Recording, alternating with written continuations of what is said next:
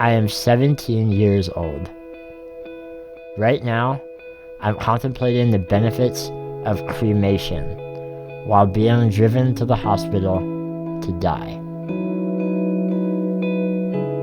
My eyes are stuck on the empty McDonald's cup sitting in the front console of my parents' minivan. Momentarily, my mind clears.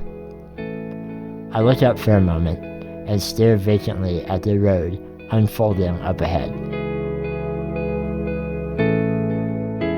The blazing morning sun suppresses the mountains that surround my van. Moving my hands from the joystick of my wheelchair to my lap, I notice a collection of sweat where they had been resting for the last 15 minutes. My clammy palms are practically dripping, but the sweat has nothing to do with the heat.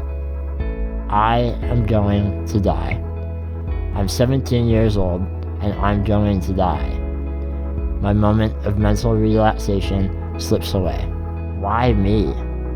There is no answer.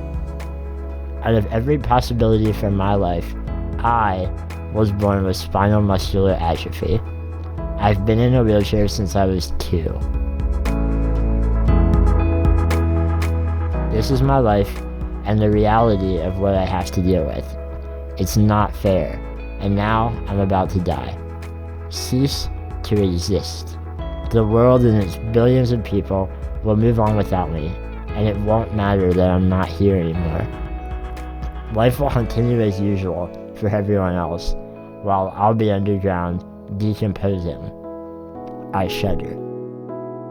What if my brain can still feel things after I die? Scientists don't know everything. Nobody knows for sure what it's like to be dead. I have to work up the courage to ask my parents about having my body cremated. I picture what the last moments of life will be like. I can see the doctors' faces as they tell my dad that the pneumonia has taken over my lungs and there's nothing left they can do. My lungs will stop working on their own and they'll have to put a tube down my throat to keep me alive. No more communication. That is the scariest part.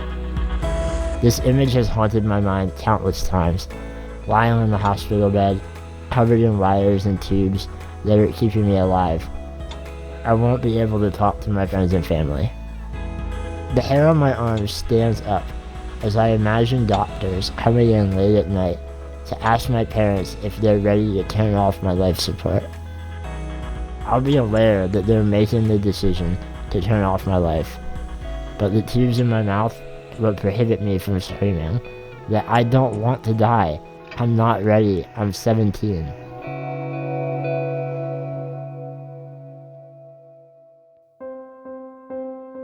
As the hospital comes into view, these thoughts race through my mind and tears begin to build in my eyes.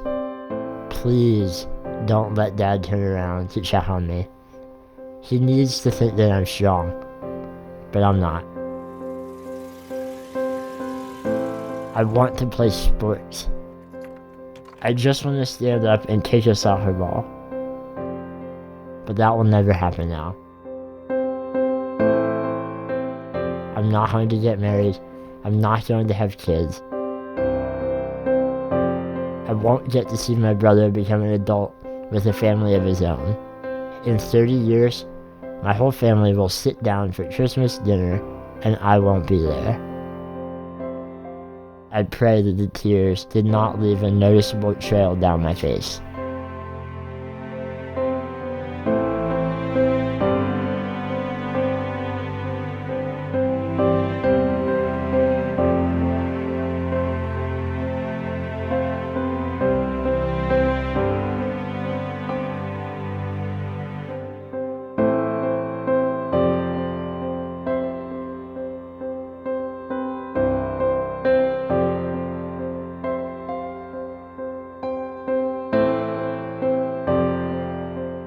The emergency room is filled with the most depressing people on earth. Their somber, death-like stares do little to alleviate my stress. The check-in counter is taller than my head, so my dad has to admit me, adding to the feeling that I'm here against my will. I can't speak for more than a few seconds without losing my breath and giving in to a series of useless and shallow, phlegm-drenched coughs. So it's not like I'm in any condition to admit myself anyway. But the fact that my dad is the one providing the receptionist with all of my personal information makes me feel like I have no say in this decision, like I'm a toddler. Once again, I feel powerless. Waiting to be called into the exam room is terrible. The emergency room is a very open area, offering little privacy. I'm so weak from the relentless coughing and sleepless nights that I can barely keep my head up. Every breath is a challenge because my trachea is almost completely blocked with phlegm. I'm positive that the young, attractive girl sitting several seats away can clearly hear my gurgling breathing. I'm embarrassed. She appears to have cut her hand pretty severely, holding a blood-soaked cloth around her fingers. What I would give to be in her position. A nurse comes out and calls me back to be examined. My dad has to help me physically lift my hand from my lap onto the joystick that controls my wheelchair. Everyone is surely staring at me right now, wondering what is wrong with me and imagining how awful and different my life must be. I tell myself that these are not the people I need to be impressing. Still, their sorrowful stares eat at my mind. I desperately want to talk to each of them so that they understand that I'm not just some outcast disabled kid who lives in a constant state of disease and illness. I want to tell them that I'm not going to die, but I don't believe that myself. So I do nothing but follow the nurse resentfully and fearfully through the door to hell.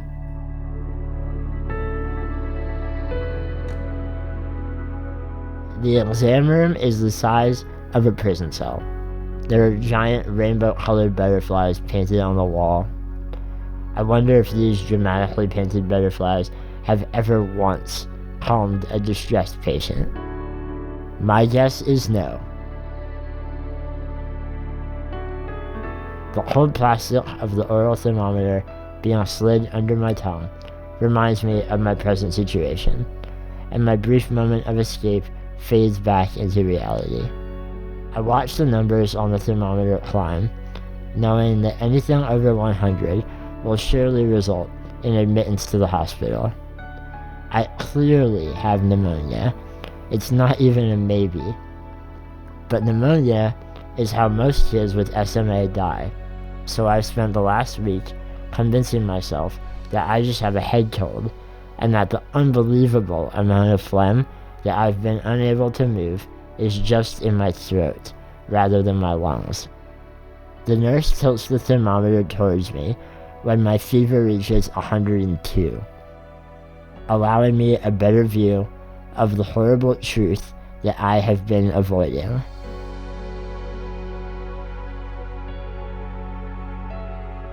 In the hallway, my mind is temporarily preoccupied once again by the reflection of the ceiling lights on the shiny tile floor.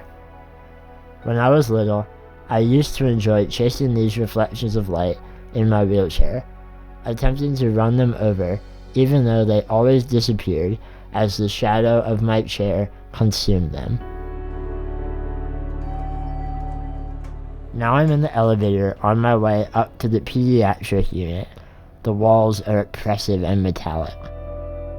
There is nothing interesting in this small elevator to distract my mind from contemplating my situation once again.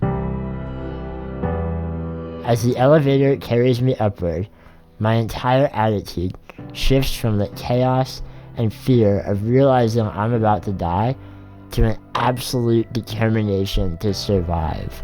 This complete reversal of mindsets is easy for me, but I've had a lifetime of practice. All I can think about now is the man who had the same exact disease as me, who lived to be 70 years old. I don't know him, but I've heard about him several times, and he gives me an incredible amount of hope.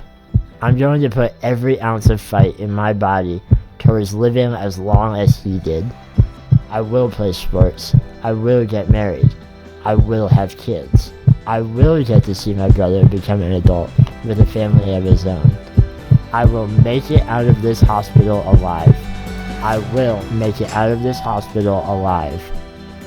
I will make it out of this hospital alive. Today, I'm 22. So far, so good.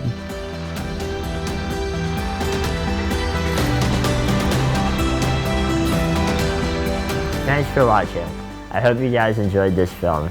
For a long time, I was really scared about releasing this to the world because, as you saw, it documents some of the really terrifying thoughts that go through my head when I think I'm about to die. But ultimately, I felt like this was a chance for us all to come closer together and really find the beauty in all of our lives. About a year after this hospital stay, I started a nonprofit called Laughing at My Nightmare, and we have a program that aims to help people with my disease, and that program is called No More Nightmares. If you would like to learn more or donate to this program to help us reach our $50,000 goal, you can click the link at the end of this video. Thank you for your time.